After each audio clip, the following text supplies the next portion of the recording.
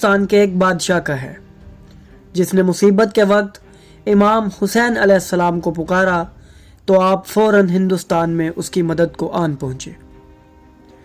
ये वाक़या एक कदीम किताब से नकल किया गया है जिसका नाम मिरकातुल इकान है और इसे आयतुल्लाह गंजवी ने तालीफ़ किया है। इस किताब में इमाम हुसैन अलैहिस्सलाम के मोजज़ात को बयान करते हुए वो लिखते हैं कि रसूल अकरम के दौर में हिंदुस्तान के अंदर एक बादशाह रहता था जिसका नाम तारीख़ ने कैस ज़िक्र किया है। वो एक हक शनास इंसान था, हमेशा इल्म की महफ़िलों में बैठता था। उसने अपने दरबार में मुख्तलिफ़ मज़ाहिब के उलमा को नशिस्त दे रखी थी जिनसे वो वक्तन फ़वक्तन इल्म हासिल करता था।